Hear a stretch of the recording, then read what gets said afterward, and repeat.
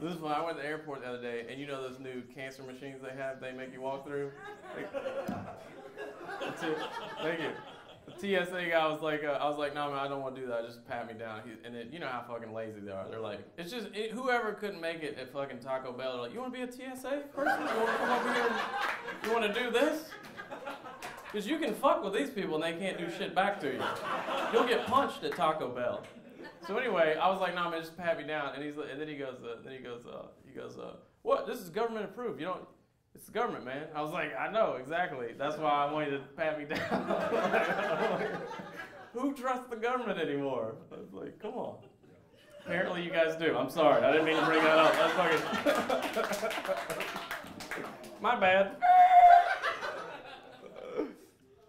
I have terrible anxiety about things, and it's not good. Which I don't watch the news much. I just found out the economy's bad, so I'm dealing with that right now. It's been terrible. The other day I was like, man, I don't know if I should continue doing stand-up comedy or if I should learn how to grow food. Like, I've really been thinking about this pretty bad. Because my anxiety never ends. Like, here's how bad it was. I was driving down the road the other day, right? It was in California, driving down the road. Bills were late. That's important stuff. I should probably be worried about that. Here's what I'm worried about. How are you going to fight off a mountain lion, Jarrod? You live in California now. It's probably going to happen. Right? I'm in my car, like, doing this stuff, fighting off imaginary mountain lions that don't exist. I'm sure crackheads are staring at me going, how'd that crackhead get a car? It's not fair. I'm over here crackheading around. Terrible. You know how many times I've been, like, sitting on my toilet at home, letting go of the past, and just worried? Like, what are you going to do, Jarrod, if someone breaks in your home? It's probably going to happen now. It's the most vulnerable time. Of course they would break in right now. Well, you know what? I'll tell you something, guys. I've thought about it long and hard till my legs have gone numb. If someone breaks in my home while I'm letting go of the past, I'll reach right in that toilet and I will throw doo-doo at your fucking face. Yeah. I don't care who you are. If you broke in someone's house and shit started flying in your face, you'd be like, whoa, this is inappropriate. I thought this was a classy neighborhood. You're running around like some sort of escaped monkey.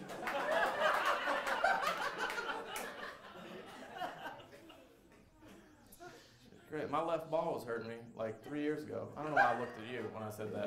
It's terrible. Like, this guy needs to know about my left ball. It's terrible. Here's how bad it was. I was like, oh, that's great, Jarrod. You're going to have your ball cut off. That's going to suck. I'm going to hang out at a bar, be like, hey, what's up? You want to hang out in my van, drink some liquor? I only have one ball. She'd be like, what? All right, that's not going to happen. I wasn't even worried about having my ball cut off.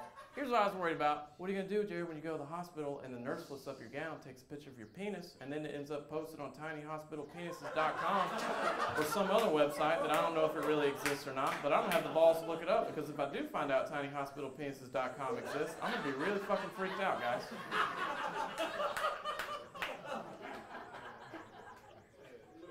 If you have a physical ailment, don't ever go on WebMD. That's the worst website. That's the most evil. I think freaking Chick-fil-A runs that website. It's terrible. Like, why do they always start with the worst thing first and then trickle down? I was like, put my symptoms in. I was like, I had leukemia or an ingrown toenail. This is worse. I hate you. I gotta go drinking. I'll end on this because this is actually... This is why I try not to drink much, because here's the problem. One drink, I'm like silly or whatever. Two drinks, 3 drinks, I just talk about murder for 3 hours. I'm like the worst person ever. Thank you for 3 people that laughed at that. Obviously, I wouldn't murder anybody. I'm not prison ready. I haven't worked out since the 90s. Like, I'm not going to let prison rape get in the way of my dreams, right? Here's what happened. Okay, so I went to Star Bar a while back when I got back home here, and I was like just excited to be back in Atlanta, right? Drank a lot, and did a show. That was fun. Afterwards, next thing I know, I'm walking around with my shirt off, like fucking Patrick Swayze in Roadhouse or some shit. Completely unnecessary, right? And then I tell the karaoke dude, I was like, hey man, I'm gonna do Girl from Ipanema in Vietnamese. And he was like, what? I was like, fuck off. So So then I'm like, no, so yo, yo, long, so young, good, too, young, so you, young, good, too, young, so you, young,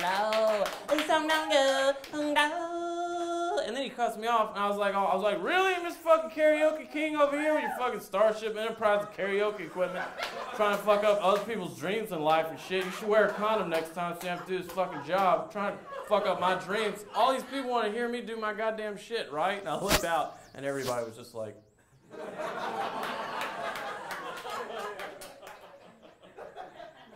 like right at that moment, you have that voice kick in, you know? It's like, well, Mr. Harris, seems as though you found yourself in a rather peculiar situation.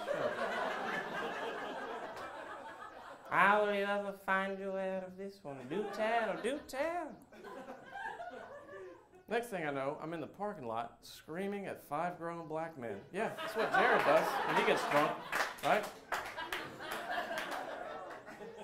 I was like, not all white people come from a good home. I'll fucking die for this shit, right?